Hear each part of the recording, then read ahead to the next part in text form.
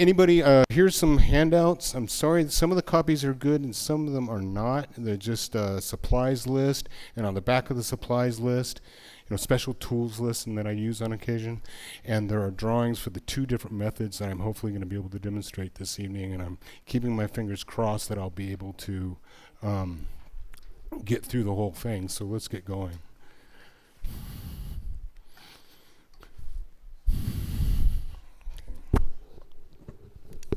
Hey Vince, could you send that to me in a PDF so that the Zoomers can get a hold of it?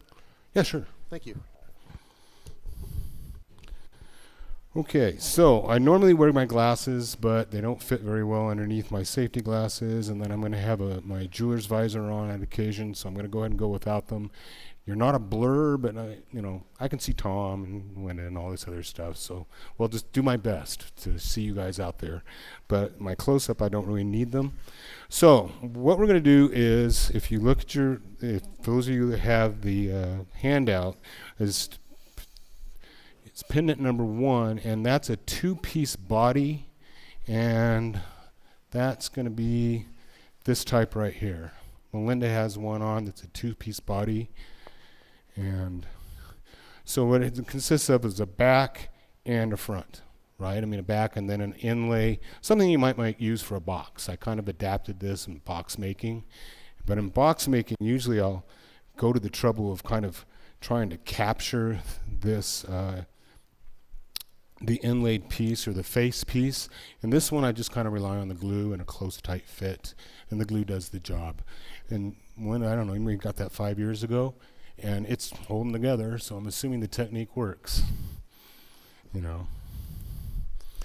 So anyway, now this may seem like an awful big tool for this little tiny piece of wood, but I do like my Ellsworth gouge. And so what I've done, if you can see this, is I've put this on a waste block, got it on an internal expanding number 2 jaws for the VM100 Vicmark chuck, and it works. It's fairly, I can get this pretty well centered here. And one of the reasons I do this is just as a quick note, I cut this blank out as much as round as I can, and then I'll take it on the parallel jaws on my one-way chuck and clamp that in there, right? And then I'll put that here, and then I'll take the adapter that I use. It's the one-way adapter, right, where it also has the 1 1/4 by 8 inch threading over here, and then I'll use another chuck over here to have the waste block, and then I use it as a clamp, and that centers that, and it allows me to use a pretty small piece of wood, and I'm cheap, and so I want to save my wood just as much as I possibly can and get as many pieces as I can, and being able to center that, it keeps it from sliding around, and it also keeps it centered, so it works out pretty well. Hey Vince, Yeah. how do you just glue that onto your waste block, or how do you fasten it? And I use, almost always, I will use just yellow glue. And I'll clamp that up, but I kind of time it during my day. I'll clamp it up, and I usually almost always have something else to do for 45 minutes to an hour, have lunch or whatever it happens to be, and come back and then unclamp it, and then I can use my lathe again. So of course it does tie up your lathe if you're going to use that process, but it works for me. And I don't think I've ever had one come off, but fingers crossed again. Hopefully it won't happen. So we'll just go. And I'm not one of those people that turn really quickly. So usually about 1600 or so gets me going. And do we? We do not. Usually I have a light shining right on here, right? And it helps me out a bit, but we'll just have to make do with what we have. I'm going to come down a little bit. And I know you're not supposed to turn this, so I'm going to come on over here. Normally, I know I'm not the only one who moves his tool rest when the lathe is running, but nonetheless, it's bad practice.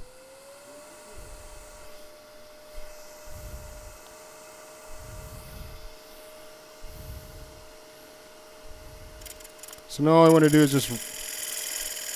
just get this round.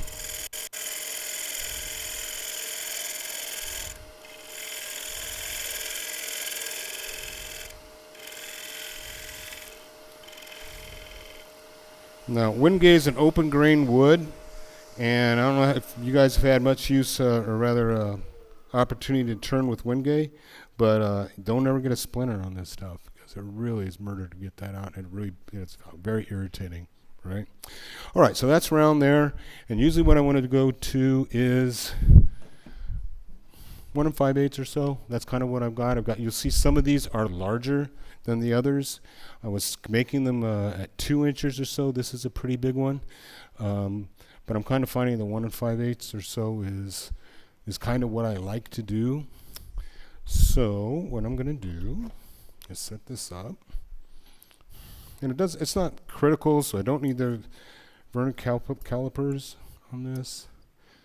Just I need to be in the ballpark, because this is my outside piece and everything's going to be sized to that. So that's not much more.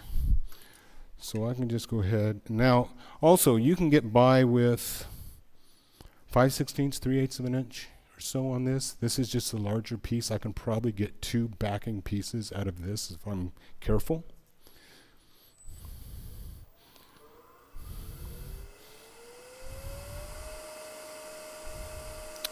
Okay.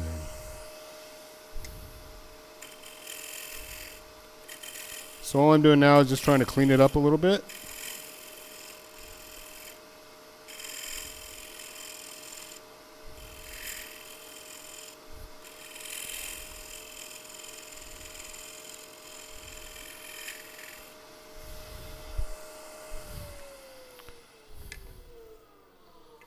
Okay.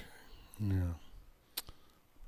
All right, now I've got a little bit of checking in here, but I'm going to go ahead and go with it because it's just for the purposes of the demo, but I might go and get rid of that normally.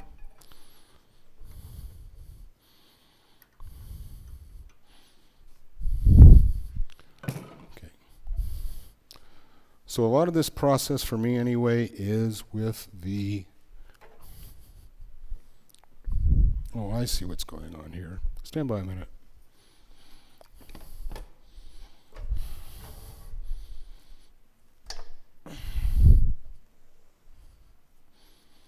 Need some more room. Is that going to mess that up? So, sorry, guys.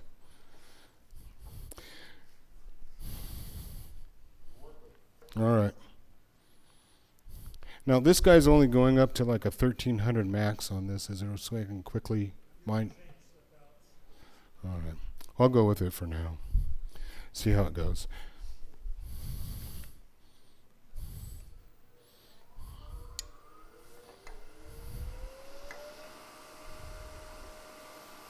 All right, so I'm going to do the recess first.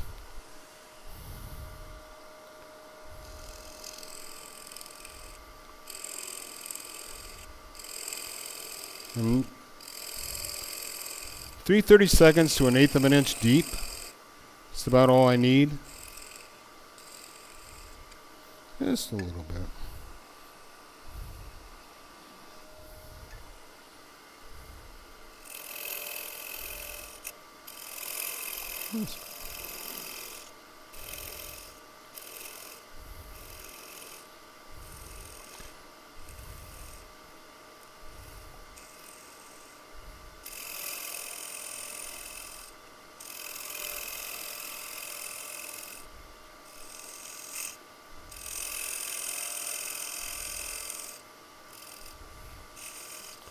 All right, now this recess needs to be a minimum of about 1 3/8, 1 7/16 to fit these jaws. Okay, it's not the only way to go.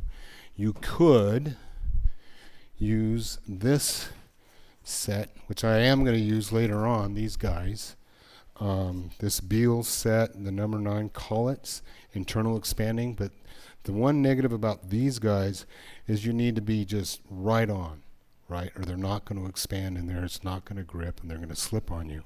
So, but I do like to use these guys because once I get this here, I'm going to be able to take a little bit of a divot, if you see in your drawing, and just a little bit of a dovetail in there just to catch it, right? And that helps, and it makes it a little more secure because this is a good size opening. So that's 1 1/4, so we need to go a little more than that.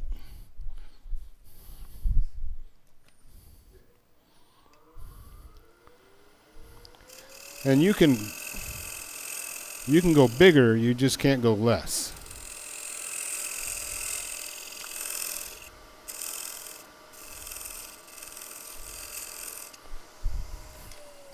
Double check.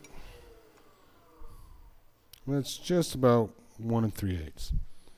Now shoot. All right.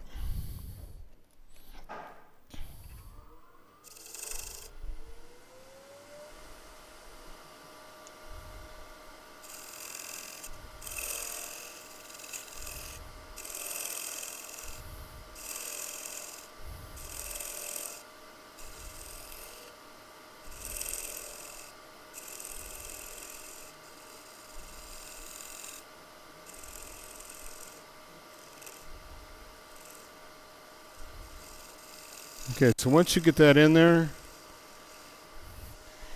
it gets kind of difficult. The one way that I've found to go ahead and check that for flatness is, I had a little piece of cardboard there, but somehow I managed to knock it off, I guess.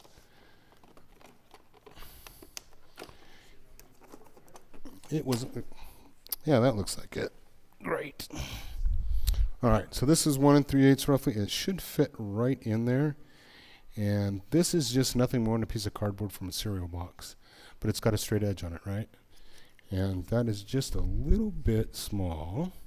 So Vince, you're not trying to finish that real nice in there because that's all going to be covered, correct? Yeah. I just need to be a gluable flat surface. So that's just a little.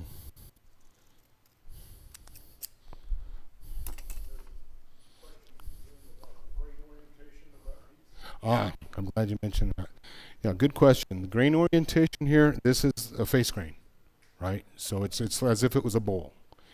I don't really do end grain turning in this for this project, but you could, But I like it because not only is it glues onto the waste block nice and solid, but all my grain is long grain and long grain contact. Most of it here, except when we get to the bezel, and I'll talk about that later. Okay, so I am actually going to try and change this belt because it's just a little too slow.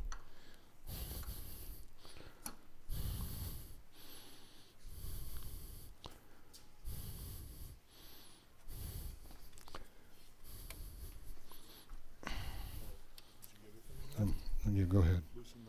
I did, yeah. I think I've got it all the way, don't I? This one needs to be on the next one. Yeah, it's only going up to 1200. So I'm not quite sure what's.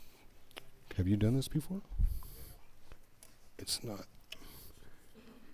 There we go. No. That says. Or maybe that's why it's like it is. Here we go. Got it. Yeah, yeah. There we go. That'll help. So let's turn that down there. Thanks. Oh, here I can do it. You got it? Okay, there we go. Okay, we're good. Much better. Okay. Yeah. All right, so we're good there, and let's double check that. That's a little off. It's a little dipping in the middle, so I'm going to go ahead and try again.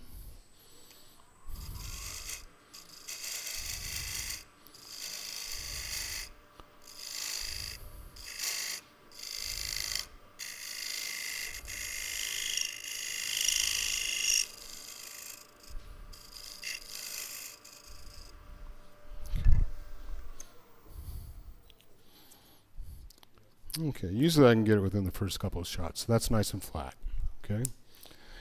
So now I can go ahead and start to just shape that a little bit, the final shape that I'm going to get. And in this, since it's such a small project, often I'm just scraping on this one. It's not a lot of fancy cutting, it's just a lot of scraping. And all I'm concerned with, now I've got my side here, that's nice and clean. And now I'm going to go ahead and just make just a little bit of a curve on that.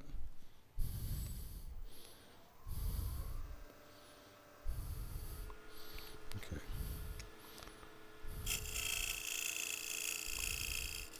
And I want as smooth and clean a surface as I can. And I know if you can't tell on these demos, I get very nervous, and inside I'm just kind of like trying to hold it so my voice isn't quaking. So I tend to forget things, but this is just supposed to be a nice Christmas project. Margaret had mentioned, I was wondering what am I going to demonstrate, and I just thought this would be something nice for Christmas so that you can make for, the woman in your life, and it would be a nice, nice little gift.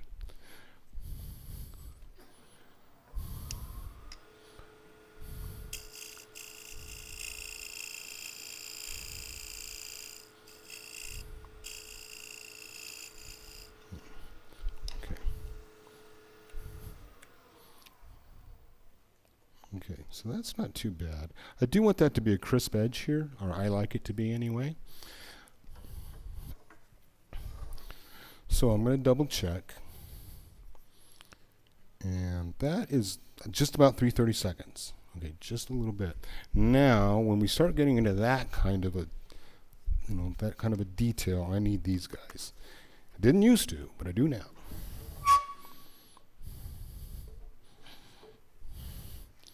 And all I'm going to do, again, if you reference the drawing, is so we're body with two-piece body, and this little guy does okay. You can also use the vortex tool. What Cindy Drozda used to put these. I don't think she does any longer for Packard tools, but I don't want a full dovetail. I want this to be flat at the front or the face, and just a little teeny tiny dovetail at the very bottom. So I'll come in like that and just move over, just something to catch the dovetail jaws. Okay, that's all that is.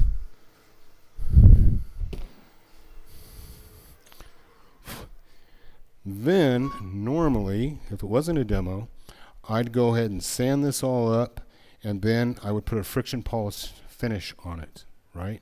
And I don't know about you, maybe Clarence could have something to say about this, because I know he likes the CA glue finishes on his pins, but I find with that friction polish finish that even though it's supposed to be cured the second you're done with it, that if I can leave that for an hour or so, it's not going to leave any fingerprint marks or anything like that. So I'll, again, one of those times where I will then take that off the lathe, set it aside, maybe grab a separate chuck if I have to or if I can, and then let that cure before I move on.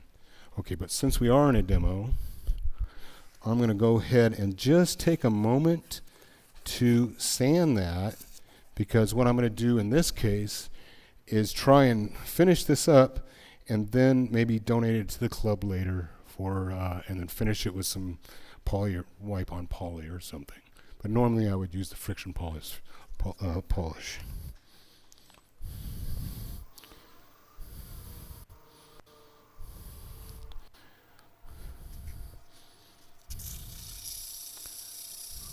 Sometimes I can get that a smooth enough finish with scraping like this to where I almost don't even need it at all. I'm starting with 320.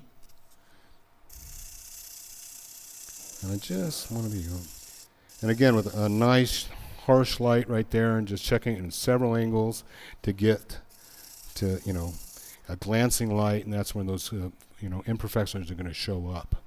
So, and so this is the cloth, 320 cloth sandpaper. I get that from Craft USA. And then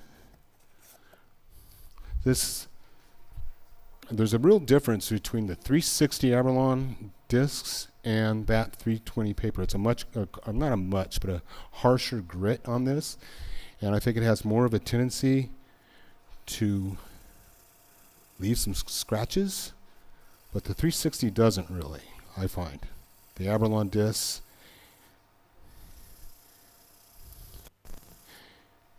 and I don't take a whole lot of time with that because it usually is a pretty smooth finish.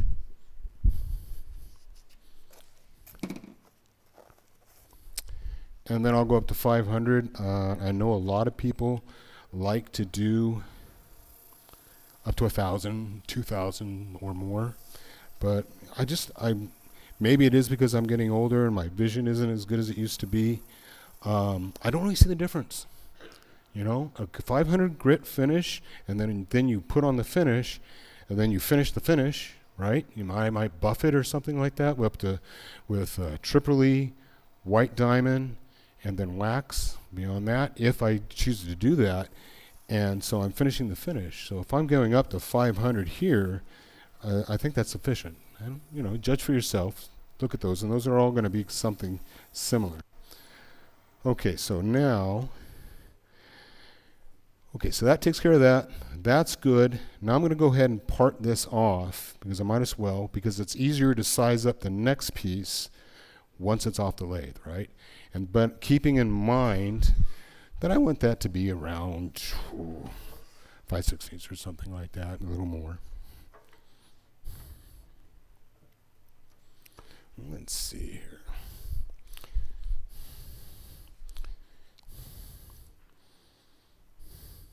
I can almost make it smaller, right? I just can't make it any bigger. And one thing about Wingate, of course, being as dark as it is, it's hard to see that line. Something like that. Okay. So I'll get my narrow parting tool for that.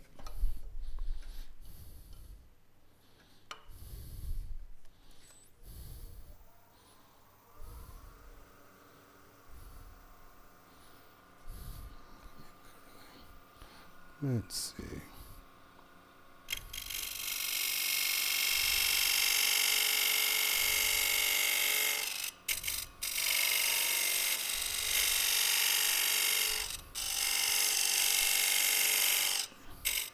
Especially with Wingate. With a wood like this, I'd always be having my dust mask on for this kind of thing, but of course it's a demo, so I'm not.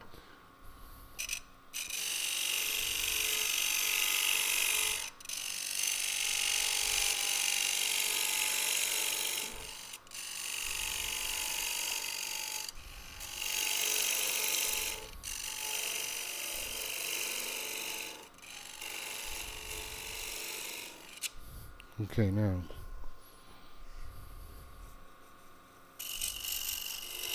Now, I don't know if you guys do this or not, but I like to come in here and put this under my forearm just in case I get a kickback or something like that.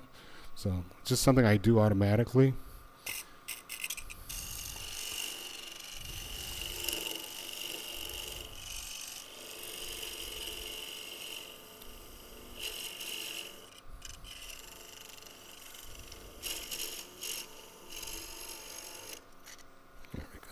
Get that right there.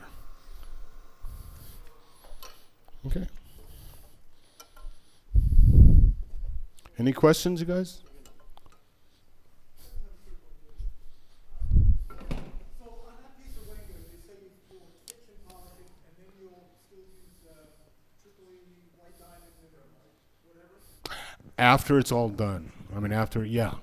But I wouldn't do it now, right? I mean, I would go ahead, turn the back after the... The question is, does the friction polish prevent the white diamond from filling in the pores? No, I mean, I haven't had that happen yet. You know, I haven't experienced that yet. But it's a good question, you know, but I haven't seen it.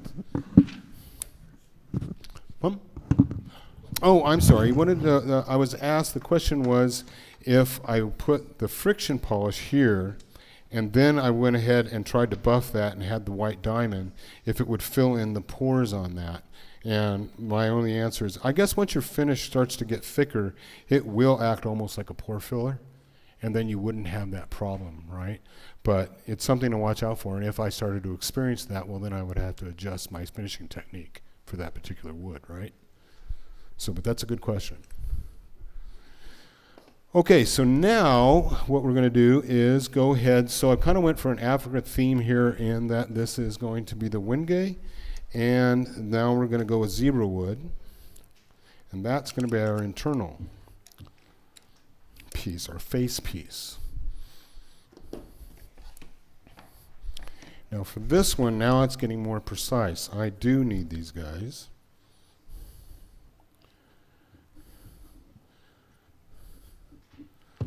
I'm going to set this.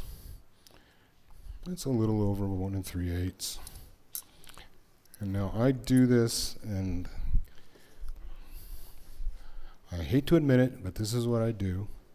I use my calipers here because I don't like turning with the veneer calipers here.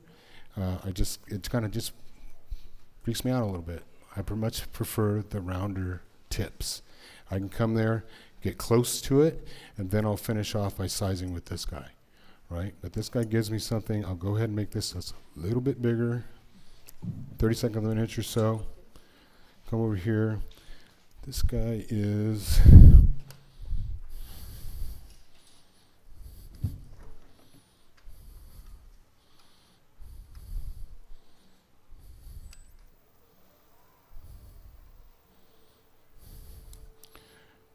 sometimes I'll just guess.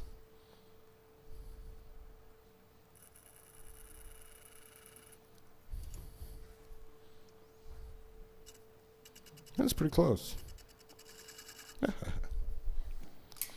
So now I don't have to worry and keep measuring. I can just get a little bit within a 1/16 of an inch or so of that line, and you can go straight with the parting tool, come in with this guy, whatever works for you. And this guy is no more than 5/16, a little, maybe a 1/4 inch.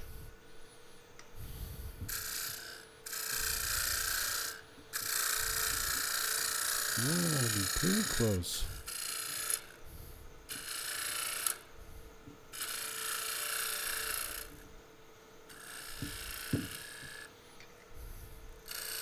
Sometimes I just want to clean up those little wood shavings in the back. And then I'll come back here and start to really size this up. Just does not want to stay there, does it?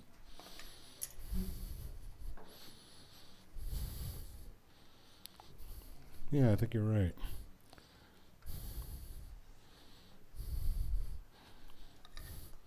Okay, let's see. A little too high. Okay, now let's double check before I get going on this.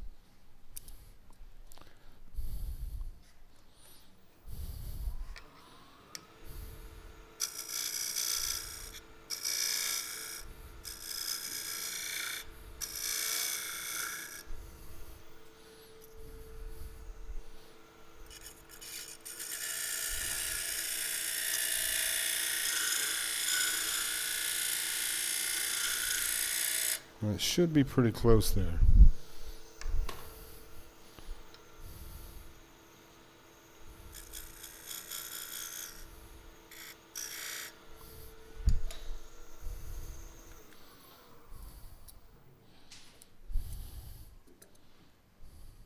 Okay.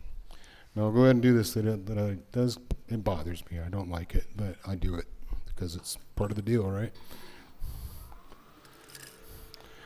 But another thing, now I didn't do this. I'm going to go ahead and open this up at least another 5 or 6 thousandths. So it'll be a little bit large with any luck.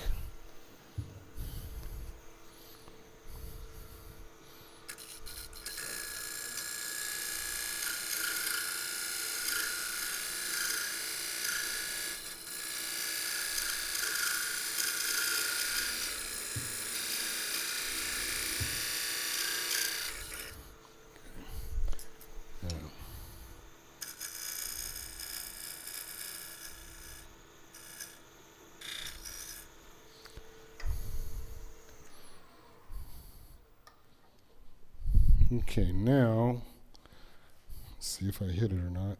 Just a little big, which is what I wanted. Okay. Now I'll just keep going until I finally get that for a nice tight fit.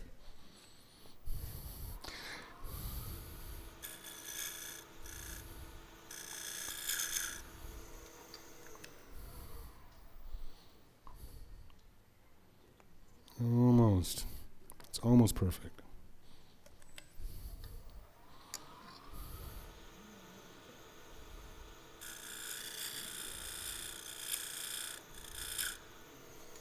Just a little bit.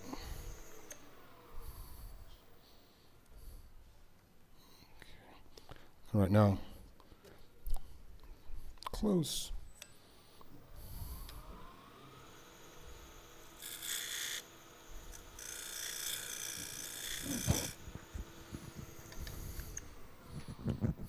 So Vince, Mm-hmm. you need dry wood for this, don't you? Yeah, you want it to be dry. You don't want it moving. And usually your little scraps are going to be dry anyway, but Yeah. most of them anyway. But yeah, I did bring some over here.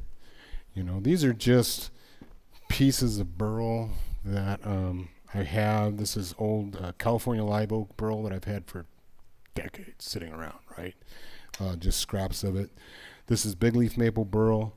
I like this piece because here it's almost a quilted grain. You wouldn't think that it was even burl, but it's a quilted grain here. Like here we are. That's even better. And this is a cherry burl. They don't all have to be burls. Obviously, I'm turning in wingay and zebra wood and whatnot, but I do have a lot of these little scraps lying around.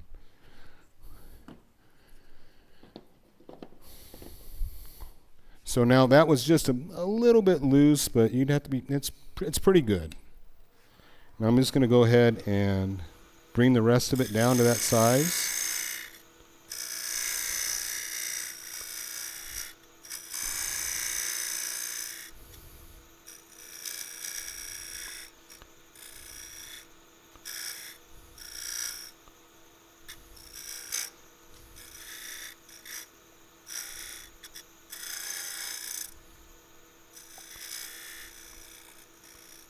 Okay, that's pretty good.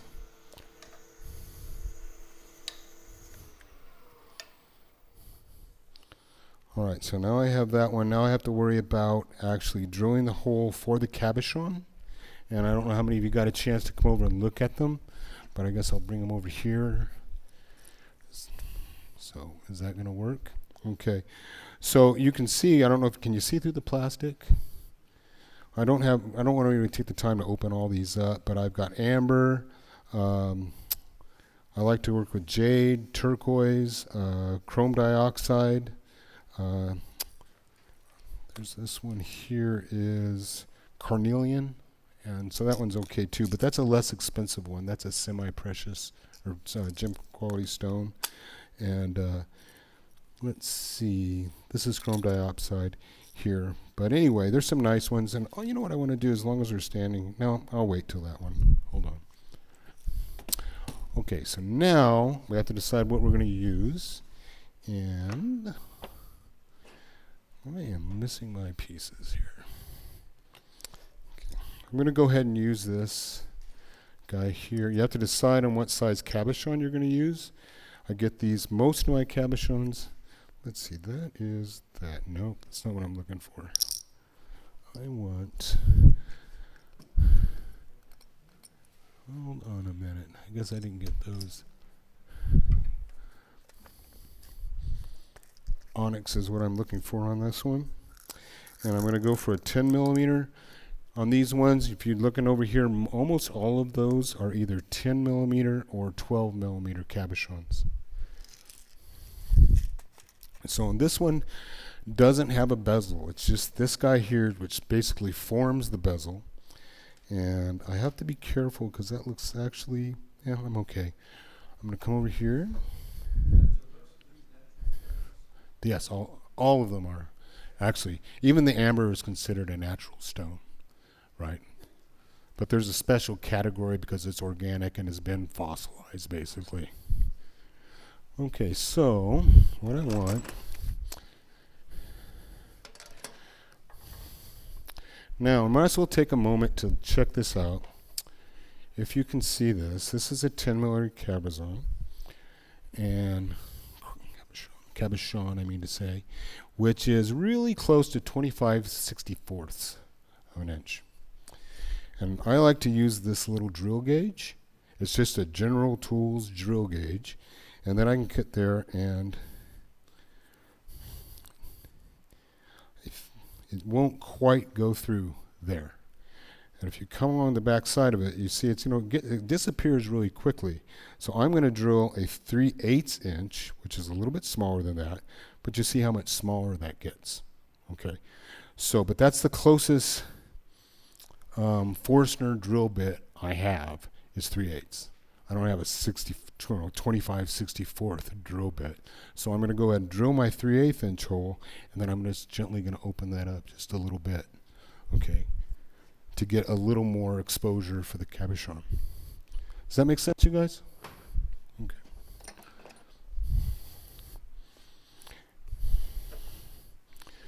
I'm going to do something else now. I guess I don't. Yeah, let's check it. Now this may be why this guy, we had a hard time getting that off the live center, but I'm going to go ahead and do this real quick. My lathe is quite a bit older, but it is an old, it's an old Powermatic. But I like to come in here and seat that, so it's a little more. On mine, it helps me center it so that the centers are lined up on that when I'm using an accessory. So now I can come back here. So hopefully that will pop off when I get done with it.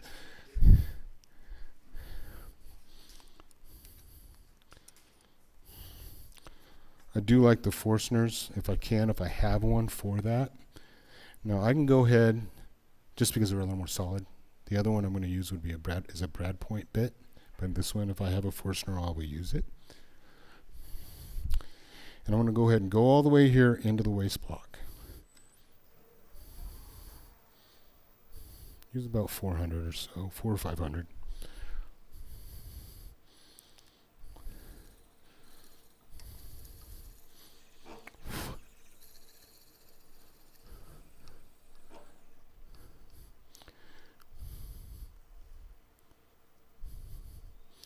That's pretty good.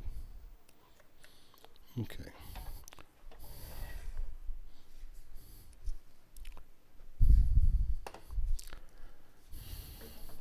Let's see what happens. Bingo. All right. Now I'm going to go ahead and try and shape this a little bit for the final shape. Now, not much. In this instance, now, if you look at some of the ones that I brought along as examples, that it's, depends if you want to make some little details in here and whatnot, but sometimes the simpler the better. For me, Jack Vessery was here for the symposium, and he talks a lot about we don't want the grain to carry the piece, but on these guys, it really does carry the piece. Right? I'm showing off the grain, and I want that to be a beautiful piece. It isn't, I want it to be a beautiful form as well, but often the grain plays a much bigger part in this small little item.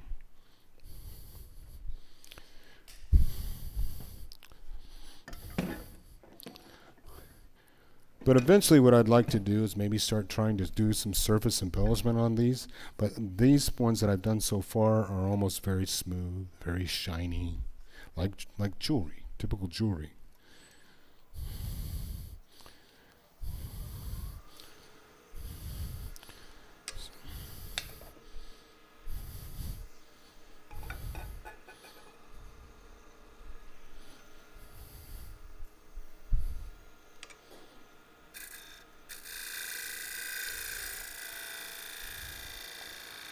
So if you're starting with a very thin piece, sometimes you have to be a little more careful. This instance I have plenty, so I can be a little more, make a more aggressive cut.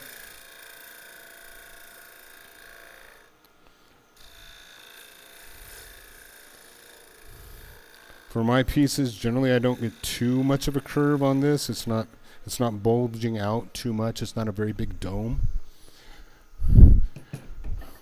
So this one's going to have some rough pieces or sections on it, and then often what I'll do is, this is an old Stuart Batty skew, but it's still great shape. I never put the handle on this thing because I'm usually using it for small stuff. I'm just smoothing surfaces with it because I have plenty of other skews if I really wanted them. And so now all I want to do is smooth that curve off and make it nice and smooth.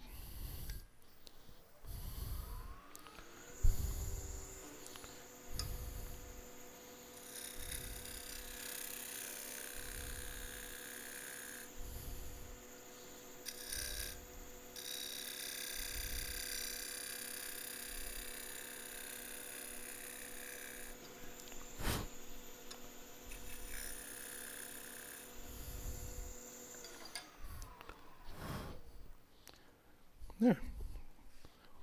Cool. Okay. All right, now if I can anticipate anything in here, yeah. Let's go ahead and just do a little detail in there. A different skew.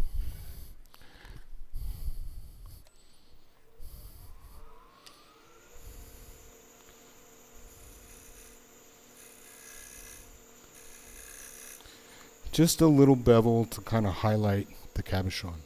Okay. Now, so now what I want to do is go back here.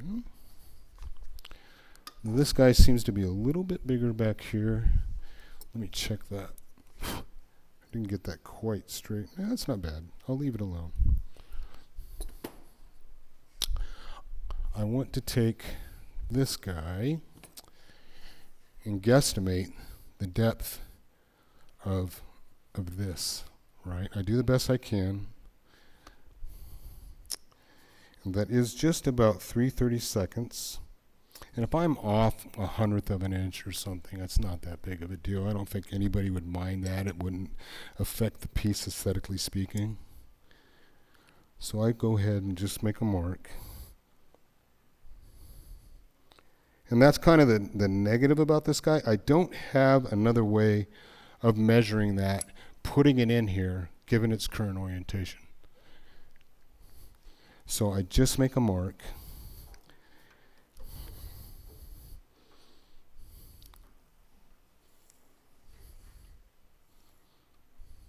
And then double check and see how close that is.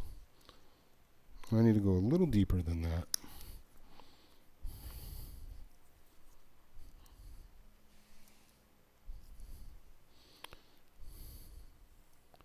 Something like that.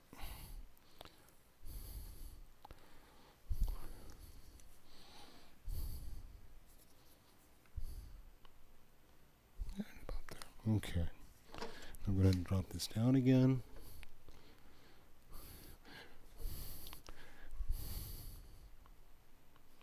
Are there any questions, you guys? If you do have one, please blurt them out.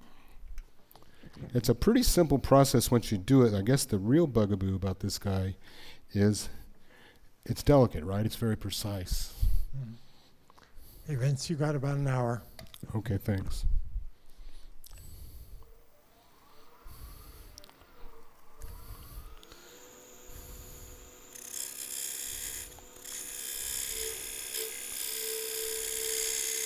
So now that way that starts to commit to my depth here. This means I got about 15 minutes on this one. And that's pretty good, a little bit off.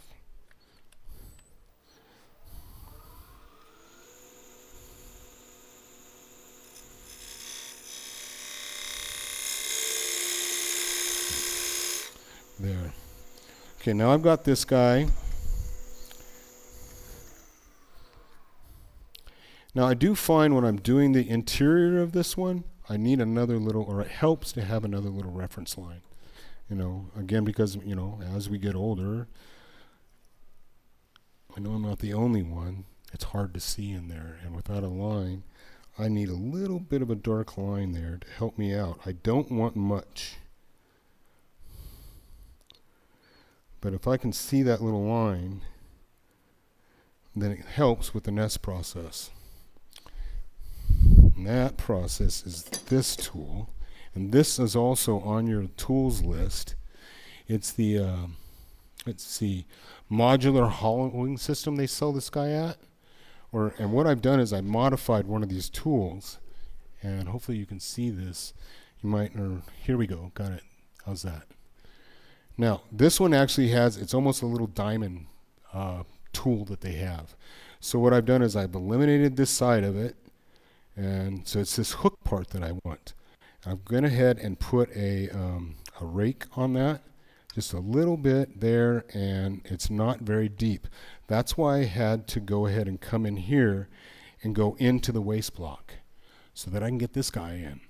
It's hard to find a tool that would go in there and come in. Now again, if I just brought my headlamp, would have been a good idea.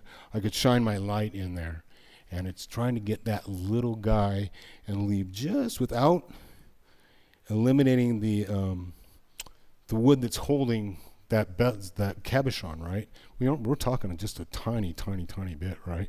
So I don't want to hit that, but I do want enough clearance to get the cabochon in there to fit that in.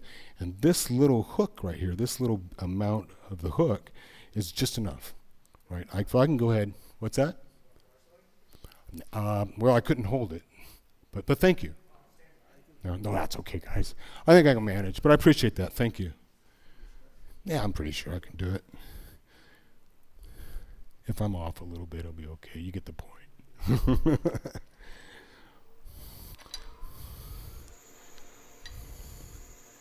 Okay, so now, and this is one where I do want the tool rest pretty close. And I'm coming in here, and I want to get this. And I want it all the way to the bottom, right? So I did want to get that in there a little bit.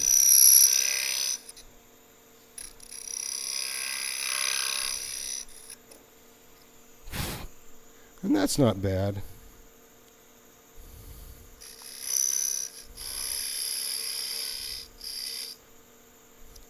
That ought to do it. What's that? No, I'm good. Thank you. Thank you, though. Now, it may be hard to see that. Can you guys see what's going on there? Now, okay, so what did we say? 25, 30 seconds, right? Or 25, 64ths, rather. This is, let's see, where are we? I'm going to go ahead and just guess. Let's see, where are we here?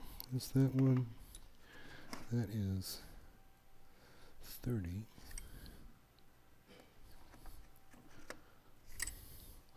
It should be that guy right there.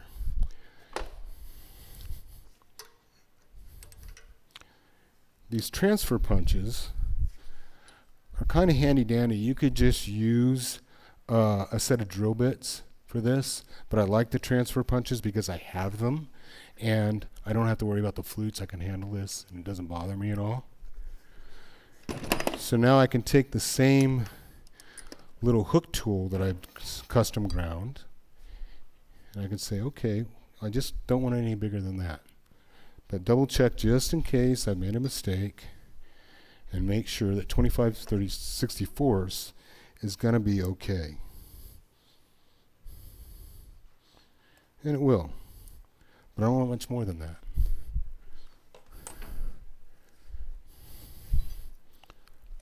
Oops. Just doesn't want to stay there. Okay, now this will change that little bit of a shoulder that I have in there, but not by much. I'm just scraping it just a tiny bit. And I do like sometimes just to tilt it just a little bit. You know, it doesn't have to be absolutely flat on my tool rest.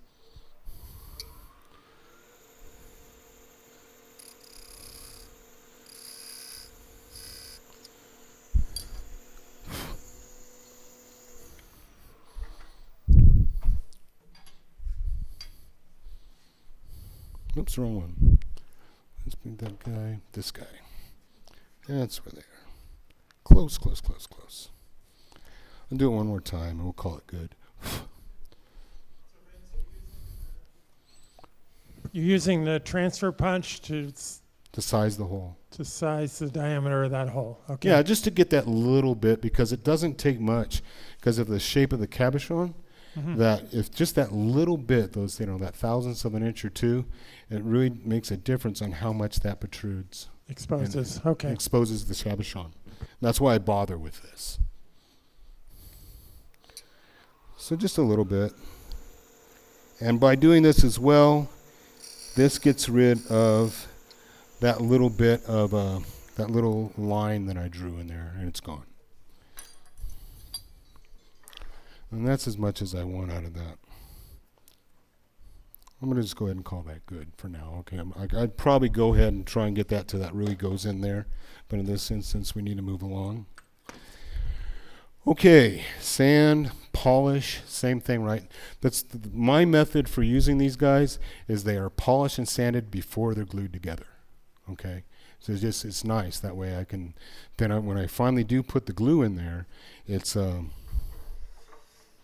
have to just make sure there's no squeeze out or anything, because I'm not going to clean that up. It's a finished piece by the time I glue it together.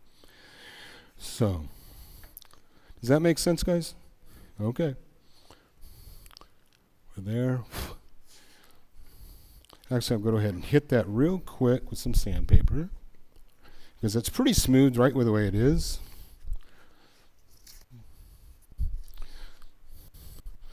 But if anybody's going to want this later on, they're going to want it nice. Now, I do want that little bevel to be, so I don't even touch that. It's such a small surface. I don't need to do anything on the side because that's going to be hidden.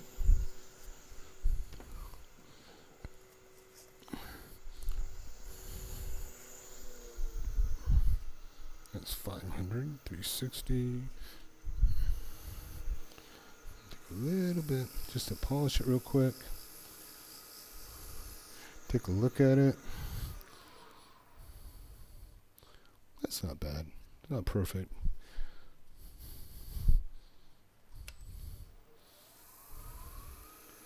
Yeah. Okay, we're almost done with this one. Now keep in mind you have a hole in the center. We're going to part this off, right? So you're not going all the way in the way you normally would. It's going to fly off before you get to the very center. So keep that in mind. Don't lose track of the fact that you have a hole there. Okay. Yeah. Well, I've done that. I've actually, of course, you make enough of these things, you're going to mess up. Well, even if it did, it wouldn't even cause an abrasion,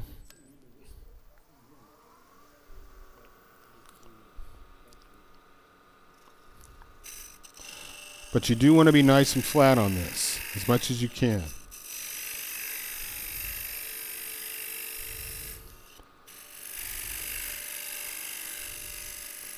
But when I glue these guys together, I've started to use the CA glue, the thick gap filling glue. It's not gap filling the way an epoxy would be. It's not that thick.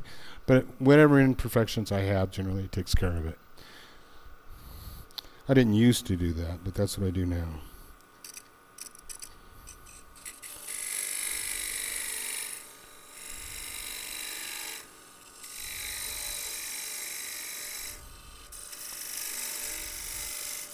Now, just a note about these tools, this Cook narrow parting tool, it's got two little spurs on it. And if you get this guy nice and sharp, it cuts through this pretty well. Okay. But if it's not, it leaves it pretty ragged. So you need those nice sharp little spurs. And this also is just a little high.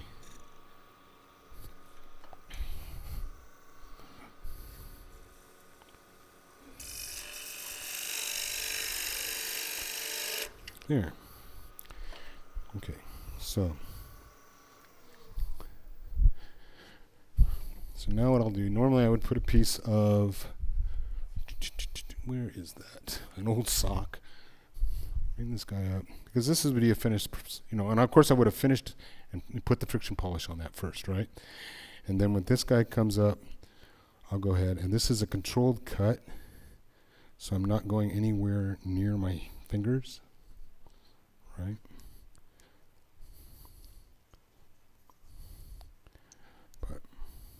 So this should be absolutely flat. If you look here, you can see I missed it just a little bit right there. But but I would want that nice and clean. I would take the time to clean that up. And were I not in a hurry, I probably would have hit that a little bit better. Now I'm going to say that's probably going to be a little loose. And I can fit this. Now, you can imagine when I'm sizing this up, I can't put the cabochon in there because once I put this in there, and that's a tight friction fit, I can't get it out, even without the glue. So, but I can test this and I can say, okay, that's a little tight. I'm probably going to run some sandpaper on there to get that a little looser because I want that just to pop in. Okay, so I left it just maybe a little bit too big. And if I'm going to pop that out, I'm going to go ahead and come here. But if you're going to do this, try not to, let's see, try not to bugger up the surface when you're digging that. So this is just an old dental tool, right? And so I'm just getting that in there. But that's the closest thing I can get to testing the fit before I assemble the whole thing.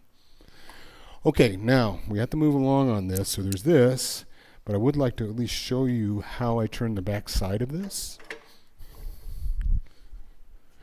And then we can move on to the next one. Here we go.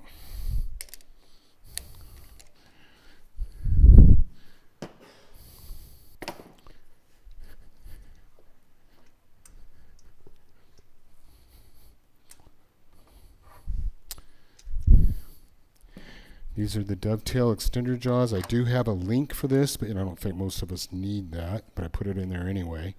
And that's for the VM100 chuck. And this guy will come in here like this. And put that out. And you don't need much pressure at all, right? I don't outward pressure, just a little bit. So that all comes into how thick do you want this? How delicate do you want to be? Do you not want much of a border on this? And the thinner you make that border, the more delicate that becomes, right? So, but the good news is we don't need much. These are not heavy cuts. So I can get away with this. And that turns perfectly, right? Yay! What's our time, guys? How much time I got left? Huh? 45 minutes. Okay, I'm not even going to bother with this other than to show you this is how I do it. I'll make a quick cut on this, but I'm not going to try and finish it. But this is pretty solid right now. And it's a light cut. And it's so solid, I can go ahead and make a cut this way, right? Sometimes if it's in the next one that I do, I'm going to be a little more worried about making a cut across it as I turn the back side. But you'll see on that one. For this one, I'm not worried about it terribly. I don't really need this right now.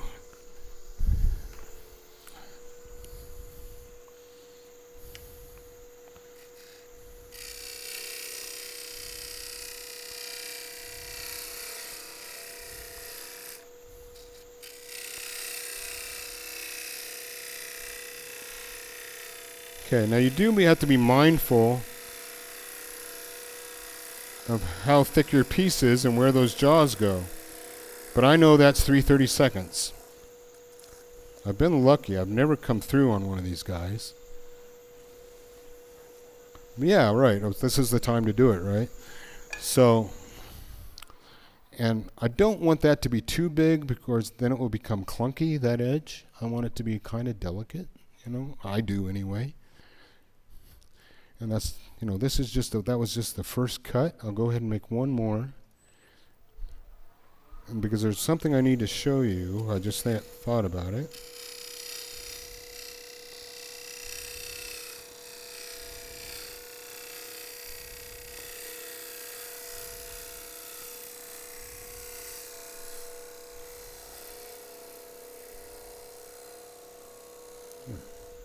All right, now this is pretty reliable. I should be able to mount this back up when I get home and have that turn perfectly, and I'll go ahead and clean that up, right? But the thing I want to show you is it's time to cut for the hangers on these things. Okay, now this is how I do that. Now I do need this now. Now you need to think about how you want that to hang. You know, what's the grain orientation? So, and then I'm going to go ahead and do this.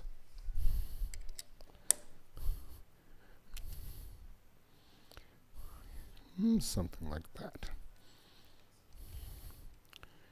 Now there's a 2 millimeter gap in here.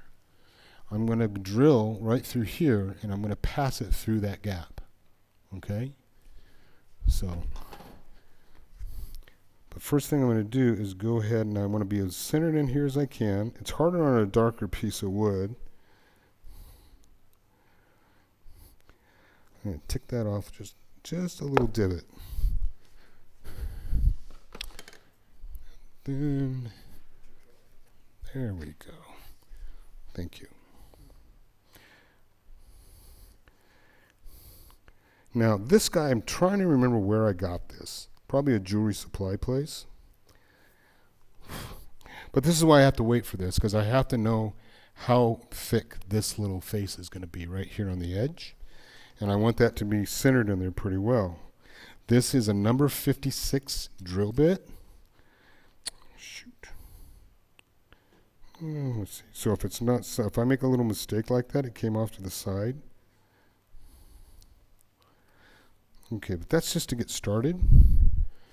And then I'll come in here with this guy.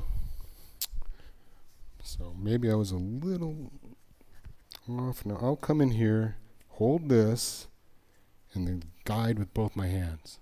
Okay, I might even come in with this to make that a support. And put this so I can come in here, get it in the hole, and maybe make the correction that moved on me just a little bit. This is a Dremel micromotor, and this is also a number 56 drill bit, which I believe is 0.047 inches. So, and then I might even come back here, get that guy in there.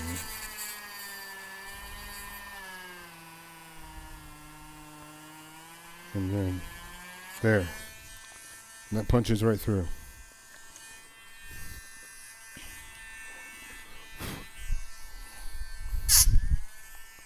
All right. And then I can just, if that leaves any kind of a little burr, something like that, I can just smooth that out. Okay, well, let's call that one, that's it, really, on that one. And then you smooth it out.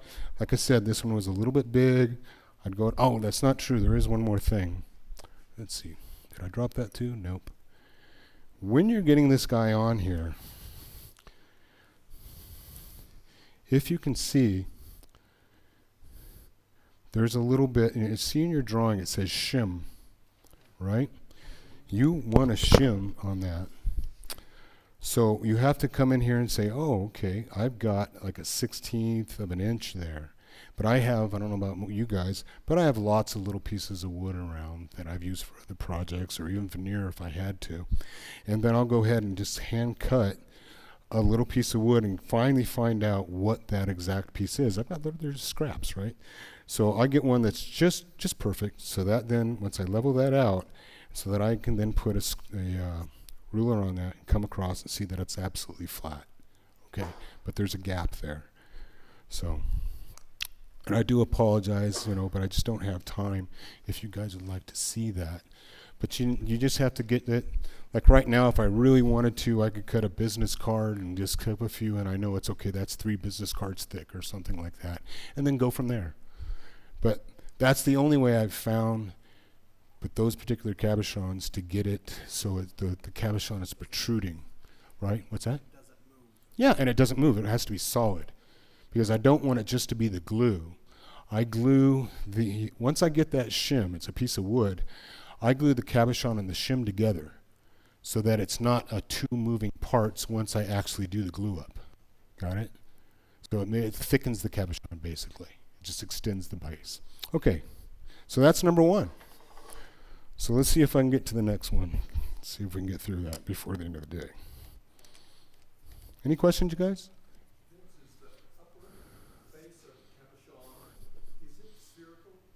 It is. It's a dome. So it's basically a sphere. No, it's going to come around for you, and yes, it is for the most part. It may not be a perfect sphere. Some of them you'll see if you go to buy these things that some of them will say that what the thickness is or the height of the cabochon. Some of them may be 5 millimeters, some are 6, some are 3, and that's how much of a dome that really is. Okay, so you got to take that into account, and that's why, or certainly one of the reasons I like to double check with this guy and see how it really looks on the drill gauge holes. The reason I was asking that, if it is spherical, Mm-hmm. then you actually put a little something that was flexible behind it. You could, I suppose. And if it was spherical, it would, even if it was not, even if it was slightly lopsided, if the top is spherical, it would be a perfect fit anyway. Mm. Yeah. Come on, Patrick. You go ahead. You guys start talking about this. Spherical side is facing up. That's It's right. the flat part that he's holding in on the Yes, back but side. what I'm saying is, if you put something that is crushable on the flat side, Mm-hmm. if the top of the stone is actually spherical, Mm-hmm. or a little lopsided, it would still be spherical. Yeah, you're right. Right. Yeah, I guess you're right. I had not thought of that. That's an interesting point. I guess I'm just so used to having just a piece of wood, a piece of veneer, even two if I needed to.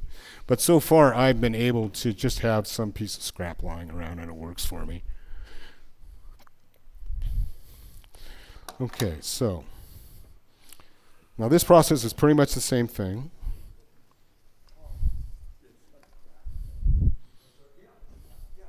Yeah, but craft foam is pliant, right? It's crushable. So I'm not sure if you would want that, because again, what I don't want is years down the road is that stone to be moving around, right? I want it to be solid, so I want a non-crushable substrate, basically. Plus, craft foam might deteriorate over time, and Well, I hadn't thought about that. Yeah, but you could. that lock it. Excuse me.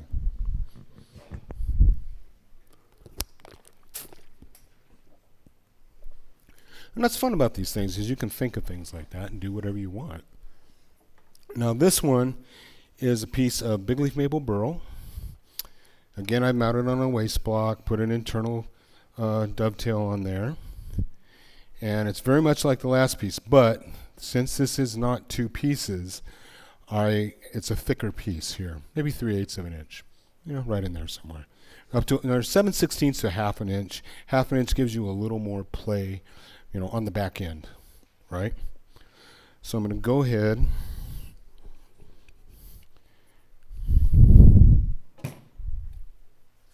That's maybe a little high. See, on mine it doesn't do that. It doesn't roll. All right, here we go. Seems solid. And it's just me. Now I've got this about 1600, 1575 actually.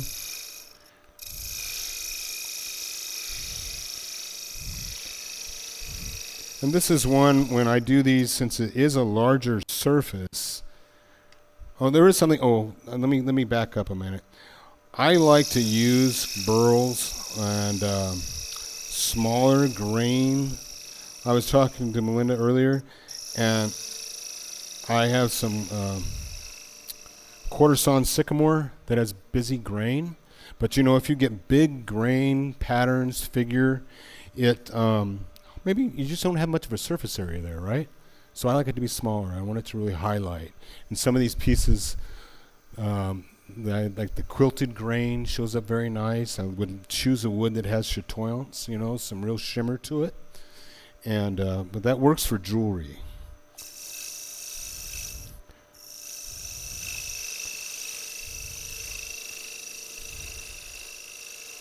I think, anyway.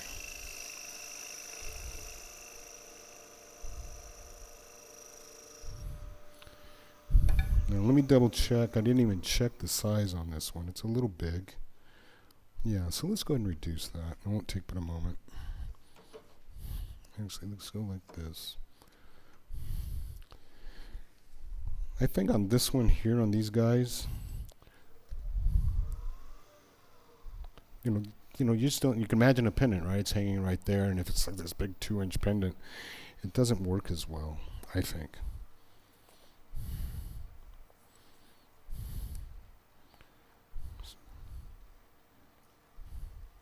So right about. Just a little bit more.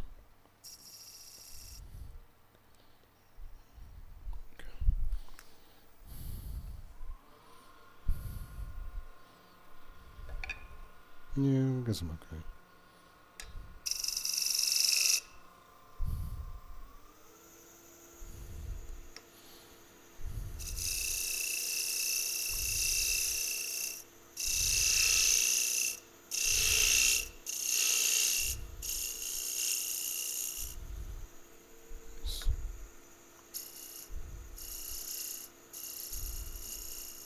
It doesn't have to be perfect. I'm going to turn away most of that anyway.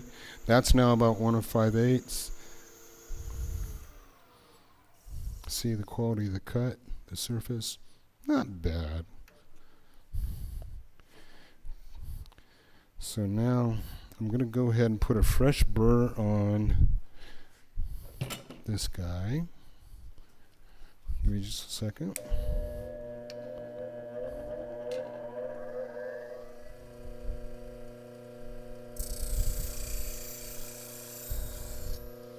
That should be all it takes.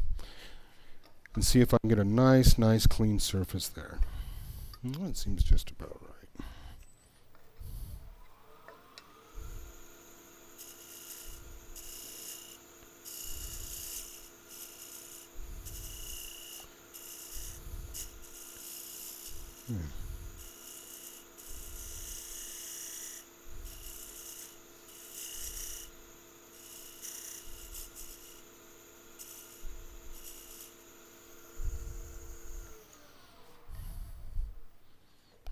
Because pretty much I want that to be a finished surface, as clean as I can get.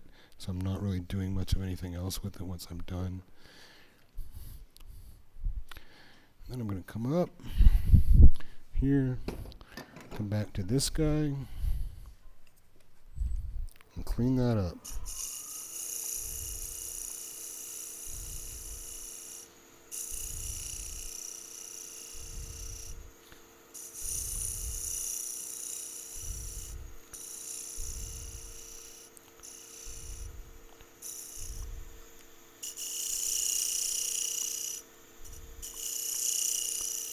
I've never really tried one of these guys with an absolutely flat surface. I would almost like some kind of a curve, but a gentle curve.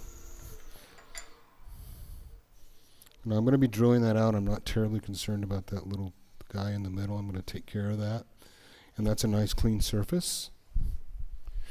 So now, let's see, we went 10 millimeter. This time we want to go for a 12 millimeter cab. We'll use this guy here. One of these guys.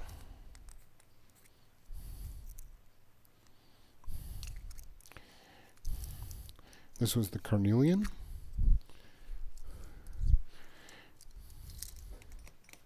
Okay, so now I want 5/8 is what I'm going for on this one. And you can see on, let's see if I can pick one up for you. Here we go.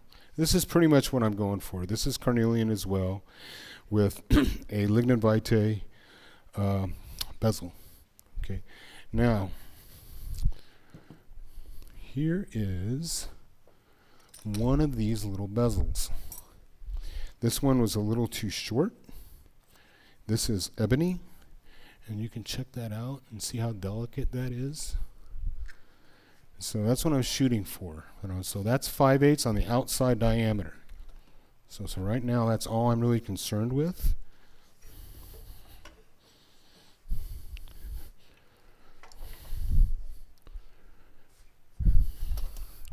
I do have a 5/8 Forstner, so that's what I'm going to use.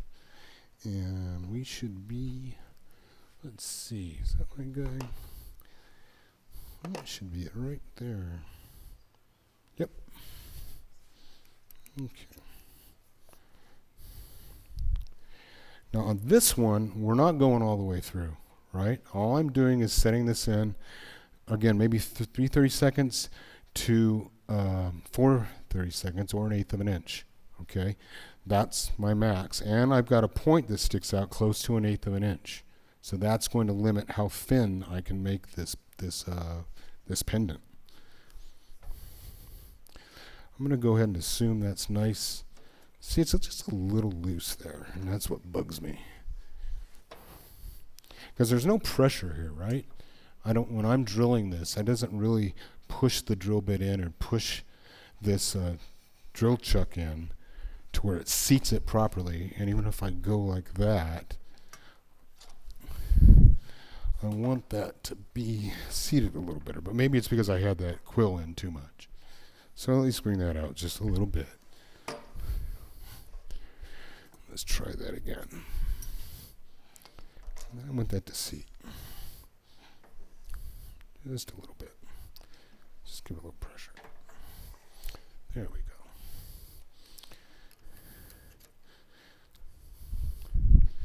And there we go. Now.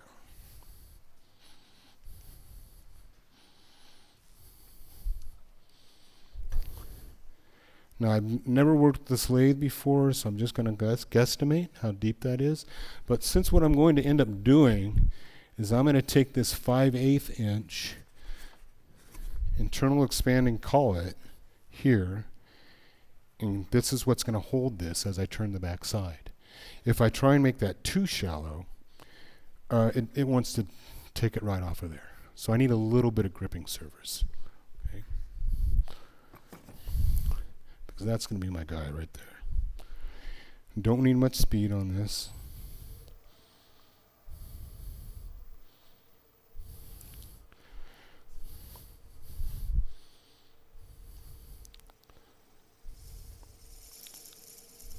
Remember, Pat Scott said that this guy is geared differently than the older Powermatic. So let's go with that.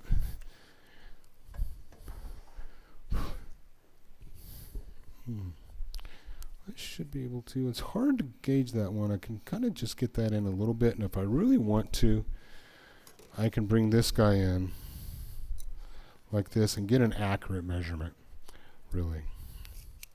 And just have that coming across, bring that guy in, and tell me what that is. But you don't want it too deep. Really, on 3/30 seconds or so, at the top of my head, 3/30 seconds.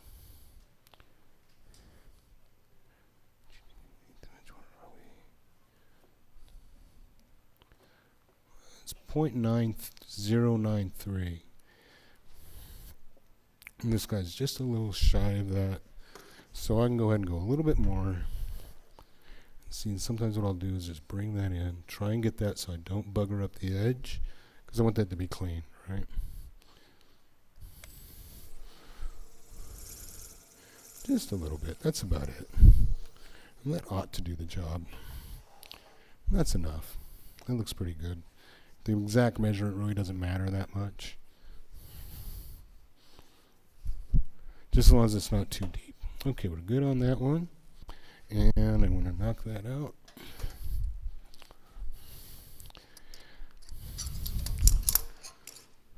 But you do Hey, Vince, want that. I have a question. Yeah, You didn't turn that bezel, right? I did. Just now? No. Okay. No, I had it. I knew It's I a hadn't spare. fallen It's a- asleep. No, he was asking, the question is, did I turn that bezel, like, well, yeah, a year or two ago, maybe. Okay, you just like batch them out? No, I don't. Actually, they're individually fit, but it was when it was too short, right? If you put it on a 12 millimeter cabochon like that, it hangs up too much. You can make them too long and then shorten them up. Once you make them too short, you're to it. Gotcha. Okay. Actually, if you really think about it, look at your picture. If it were a little too short, it would be okay because it would still come in here. It just wouldn't hit the bottom. And when I do glue this up, and I'm going to glue that with the CA glue, the thick CA glue, and they do have a flex stuff, so there's expansion and contraction taken into account. Again, but on pieces like this, I don't think it's really an issue. It's almost a non-issue, right? You don't have that much surface area that you're worrying about. So I could probably still use that. I just haven't. Okay, so we're good there. I would clean that up. And in fact, if I wanted to right now, I could go ahead and part this off. But I'm getting the feeling I'm probably a little bit late. So actually, I'm going to have to part it off anyway, so no matter what. Okay, it's not too bad. The bezel part is a little bit time consuming, and that's one of the more interesting parts of the process, so I do want to get to that. So let me go ahead and part this off. Well, the problem though is hold on just a moment. Let me clean that up because I can't put it back on at this point. Or if I do put it back on this guy, I'm working on the back side of it. And if I'm applying pressure that way, it could pop that off. But on the other hand, I am going to bring up my tailstock, so we'll see. We can clean it up just a little bit. Doesn't take but a moment. That's a pretty clean surface.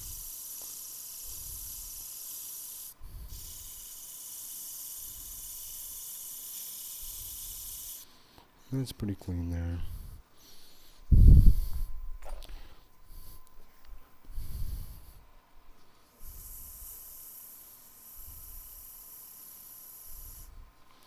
Okay, so then anyway, I clean it up, get the surface that I want, check it for scratches and all that, sand and polish, part it off, and then move on to the next piece. And while that's dry, actually what I do is I sand and polish, let it sit for an hour or so, and then, I move on to something else while that's drying, then I part it off.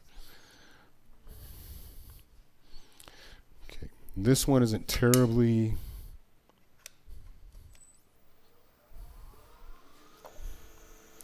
It's not a terribly precise cut. I'm not trying to get any particular thickness. I just want to get it off the waste block. I have at one time, I used to put a piece of newspaper back there so that I could just knock it off with a chisel. But at this point, I just don't find that to be an advantage. And I've had them come off the lathe. So I just go ahead and do a regular glue without the wood block, without the newspaper between it. And this is just as quick. In the end, I think I save a little bit of time if I don't use the newspaper. Yeah.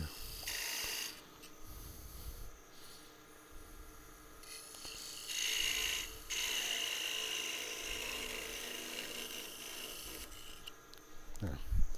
All right. Okay, any questions on any of that? Okay. Don't need that anymore. Now, one of the reasons I use, now I'm going to go ahead and flatten that off, and I'm ready for the next piece. Right, I can do a glue up for that. So I can do several of that depending on how big the waste block is or how thick it is. Now we want to do the bezel. And these guys here are talking about grain orientation. These are all long grain, right? They're all laying across. They were, you don't have to. I did one just to see if I could do it with end grain orientation on this, so I didn't have to glue it up to a waste block.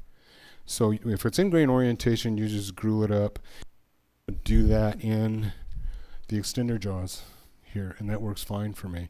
I might turn it initially between centers just to get it round. And then I go ahead and put it in here, and it depends on how much you want. I don't like it extending way out here or anything like that. But my concern was that with an end grain orientation, that the bezel would be too delicate, right? And that I would end up busting it just by trying to adjust it, just by handling it. But the lignum vitae worked well, but it's the densest wood in the world, right? And so it was pretty solid. That other piece that got handed around is ebony, which is also a pretty solid wood. So my point is I would use a nice, hard, solid wood. This is lignin. This is cocobolo. Even though it's an open grain wood, it's still pretty dense and hard. And this is bloodwood. Now, since we're going for the cornelian, I'm going to go ahead and use the lignin vitae. It's really kind of been my go-to bezel material.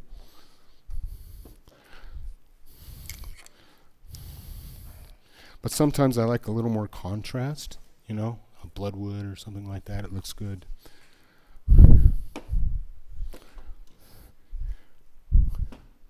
But it depends on what you want. Like this guy right here, I like this one because this is the California live oak burl with brass inlaid with a powder inlay and then maple. And even though it's not highly contrasting, it blends together real well. I like the way that one came out. Okay. So now I know that what I'm concerned with right now, actually, I don't need my outside diameter. I want the mass there. I want my inside diameter. So a 12 millimeter, and I know that's going to be, what is that, the 3/8, I believe. No, the 7/16 is what I'm going to want on that one. But we can show you that or illustrate that. Where are we here? Here we are. 7/16 doesn't leave you much. It will actually come all the way through here at 15/32, right there. Okay, that's as close as I can get before it will pass through at 31/64. Okay, at 12 millimeter. So that passes right through.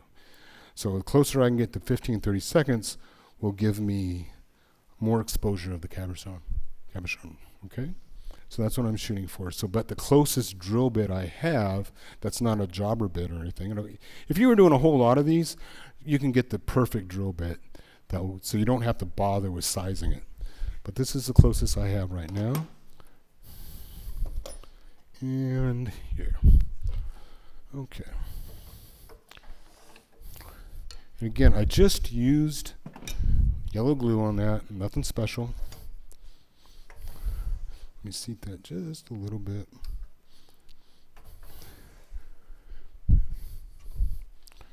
And I would prefer to have a, let's see, where am I going here?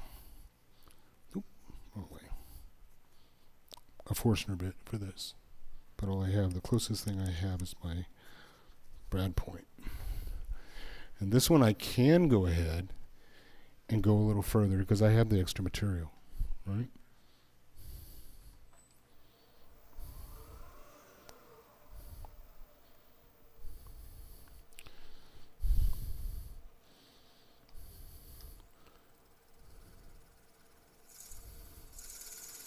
But I need that clearance because I'm going to use the hook tool on this, right? That's why I need to go a little deeper. So you waste a little bit of lignin, not that much. Let's see how that goes there. Maybe a little bit more.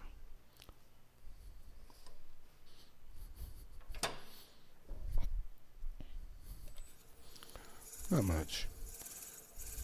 Here. That's more than enough, I should think. Okay, so that's my hole for now.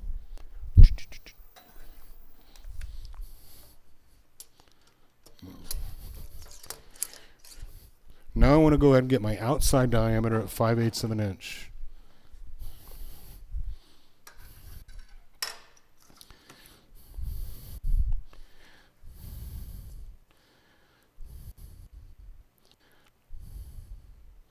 So I'll make that about 10 thousandths above, or 1/100th of an inch over that. And I know that's a pretty big piece, actually. That's almost 7/8, so I can get it quite a bit right off the bat. How are we doing on time, guys? 17 minutes. Okay. We'll get through the important parts.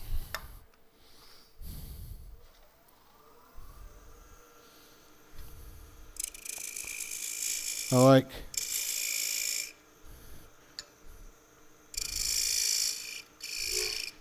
Does anybody know, I like little facts on this stuff, what lignin vitae used to be used for before there were steel ball bearings and whatnot?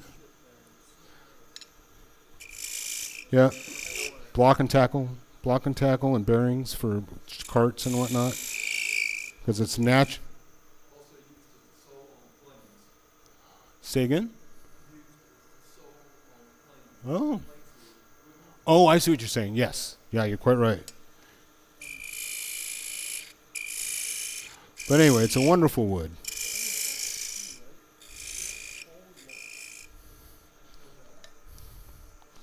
Okay, so now, like I said, I wanted that when I did my initial drilling. Now I want to do my outside diameter. I can see that's still quite big.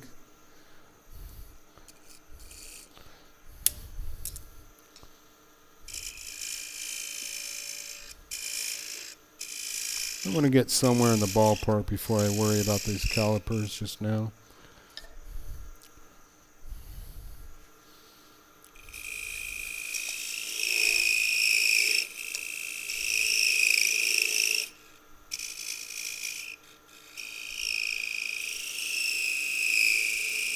Make sure my guys aren't moving on me.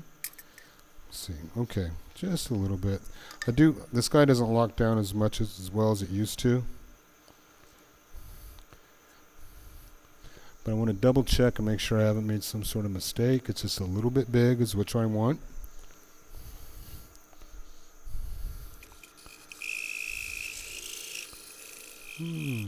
Hold on. Just about right. Okay, I think we're close enough. Go ahead and come in here. I'm pretty much doing the same process we did last time. Double checking.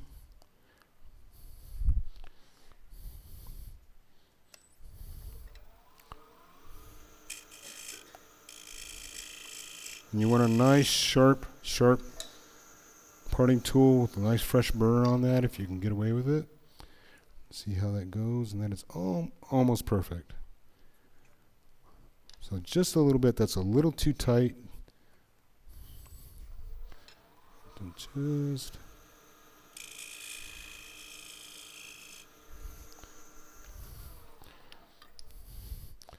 I like to say that, what's your tolerance on these things? And for me, the tolerance is what the human eye can detect. Right? It doesn't have to be a thousandth of an inch. If the eye can't see it, then it doesn't matter that much. I don't want a big old gap of any type.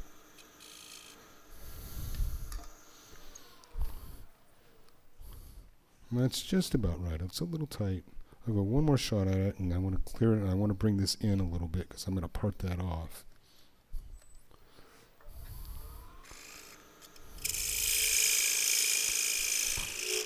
And lignin has a nice, an interesting, just a unique smell, which I like. Okay, so that's still pretty thick there, right? And that should do the job. And I don't need to sand that, but I do want it to seat all the way. And when I also need to make sure that there's no obstruction here for when I go to put this guy in. Okay. Okay, so I'm not going to spend a lot of time on this. I'm going to try and do this really quickly, because it's pretty much what we did on the last one. I want this to be just a couple of little bevels. I like to make this a small bevel on the interior and a larger bevel on the exterior. That's just my personal taste. I just think it looks good that way. That guy, come on, there we go. And this is a nice sharp. Oops. This is definitely where I need this guy.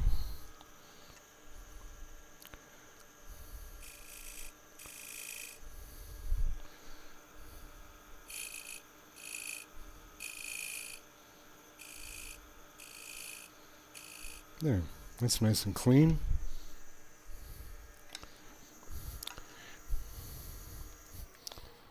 Alright, now on this one, I'm going to go ahead and give myself just a little bit here of a mark, just like we did last time. Not much. That's a little too much there, or too close, I would say. When we go back to this tool here, let's get this guy here.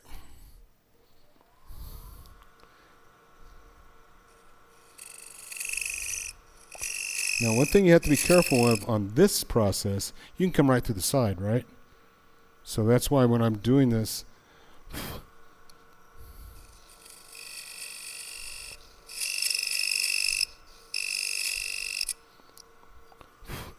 but I know I'm not going to need any more than the width or depth here, right? That's as much as I need to go in there, but I need enough clearance. And if I come in here,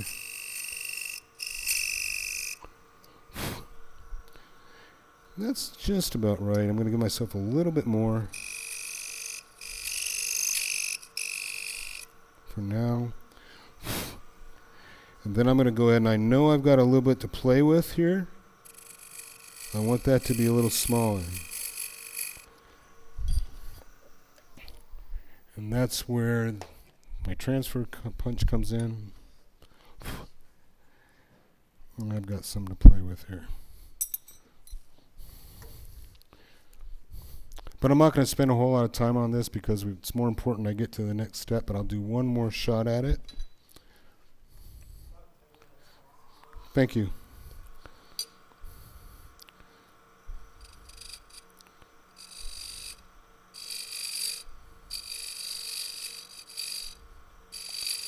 Something like that, and hopefully I didn't overdo it on that one. So that should be just about right. Yep, a little bit too much, but I think I'm going to be okay. I hope. And if you miss, you just do another one, right? Turn it away and, try and start again. So I'm not going to do the opening. I'm going to go ahead and come in here. Because now,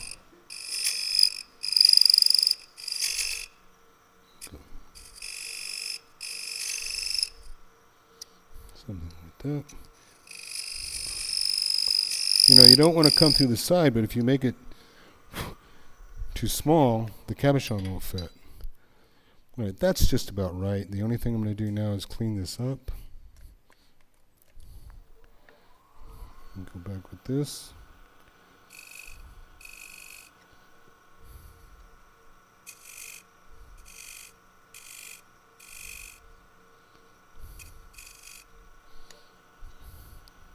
Yeah, I think I made that just a little too big, but that's okay.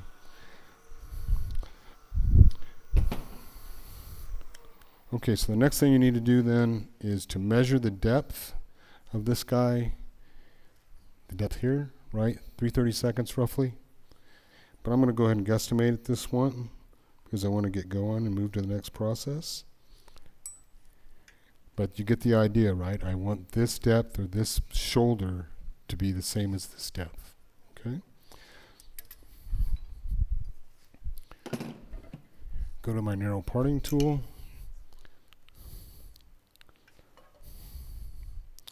One more thing here. Go ahead and mark this. That's not bad. It's just about right. That's good enough.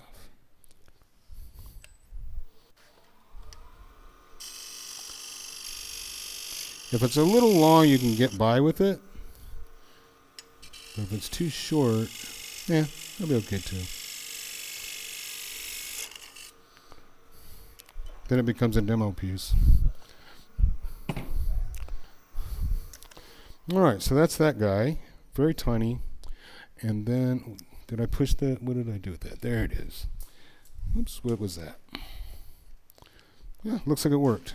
Haha. Better lucky than good, right? Oh, one more thing. You want that to sit flat, right? And you want that to hold it so there's no wiggle room at all, right, on the cabochon. It says that's your goal. I want to be able to have that sit flat, and sometimes I might have to come in here and double check that, but that is just about right. So, there you go.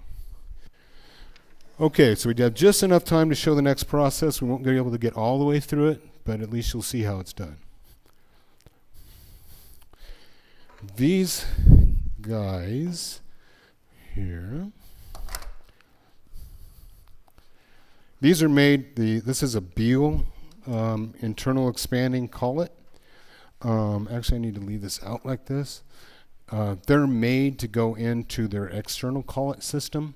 You know, this guy fits right into their 1/2 inch collet for that. But that's like over $100 or something. And if you're only making this as a present for, you know, a one-off or something, then you might not want to invest that kind of money. But I can go ahead and put it in here, and I can't see anywhere where I've marred that surface. But there's a 4mm Allen wrench there. So nice. So you can save yourself $100 by just putting it in this chuck right here. And the reason I use the external expanding jaws or the dovetails is I'm getting it away from this surface, right? I want this away from it. So now I come in, take my 4mm guy. This is the little part that's a little bit tricky. Get that guy in there and hold it nice and flat so my finger's right on the center, and come in here and catch and try and catch that Allen wrench, or Allen screw rather, or bolt. Come on. It doesn't want to go. Sometimes it's a little tricky. Alright, got it. And I'm tightening it clockwise. Not too much pressure, but enough to where that's solid. Okay? Now, sometimes this is a little finicky, and we'll see how that turns.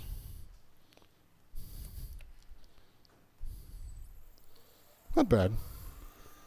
Not bad. Okay. So now, but still, I've got a lot of cantilever action over here, right? So what I'm going to do, and how much time do I got? 5 minutes by any chance? Okay. So I'm going to get rid of this little nubber and flatten that out. And that's pressure is going this way, right? I'm not going this way. It's going directly on top of it. It shouldn't go anywhere.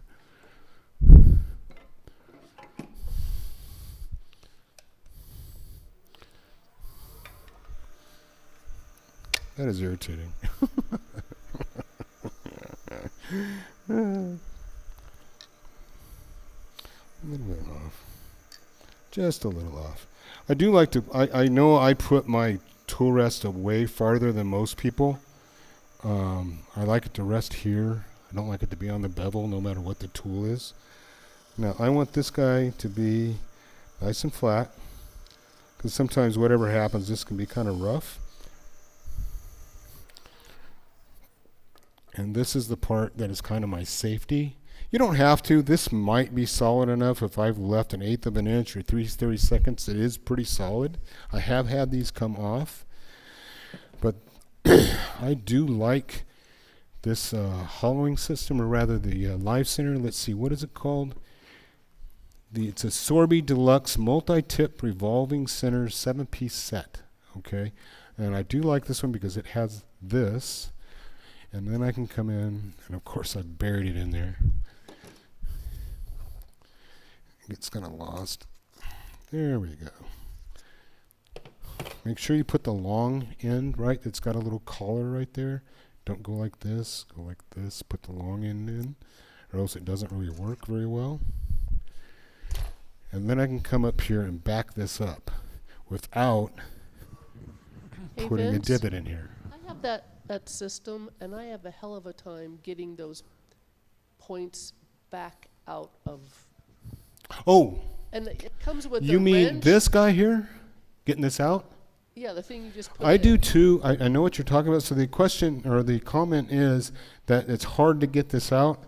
In this particular one, I went ahead and ground this a little bit so I can get right in there and pop that out. And it is. It's hard. So, but this solves that problem. So you solve that by grinding. I did. I took it on and you're not supposed to do this on a regular wheel, so grinding on the side of the wheel. And I know it's kind of a no-no to do that, but I'm not applying any pressure. I'm just coming up and gently until, because they tend to make this where there's just not quite enough room in there the way it comes originally from the factory. Thank you. Sure. All right, that's a good point. And this one, I finally have got this to, hopefully, that this works pretty well. And I can come up here and I'm just backing it up is all I'm doing. So now I can come in here, bring my tool rest in, and I can apply a little downward pressure here. I can apply a more aggressive cut, right? Without worrying about this thing coming off. So let's just do that because I know we're almost out of time. Just make a preliminary cut, let's say. Then I want to show you one more thing, and then I think we've got it. So now I'm not worried about that going anywhere.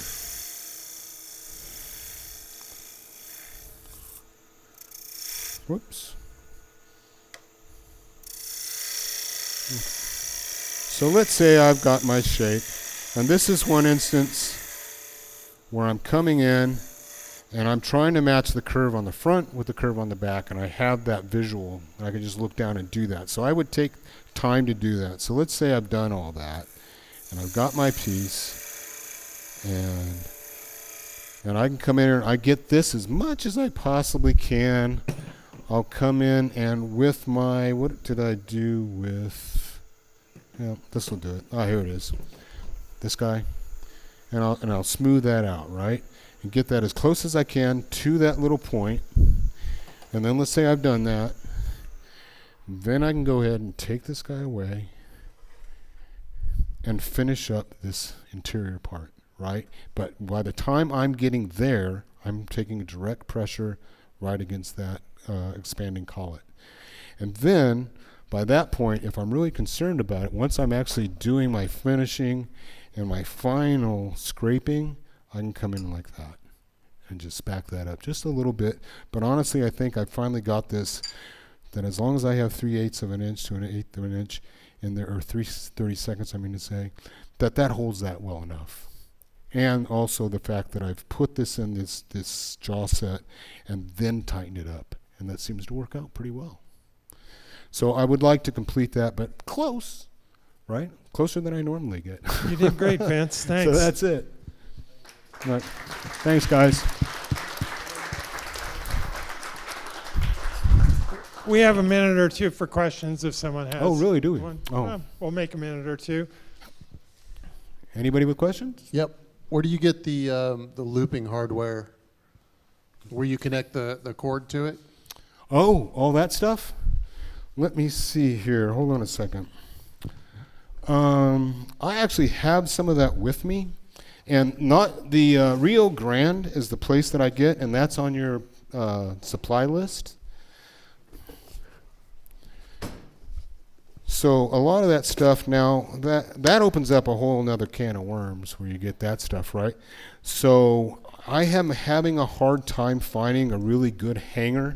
And what I've gotten, and I don't get this from Rio Grande, is this artistic wire. It's cheap wire that you can get at, Hobby Lobby or something like that.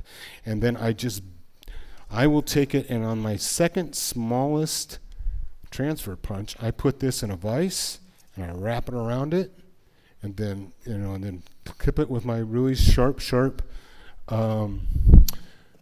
wires here.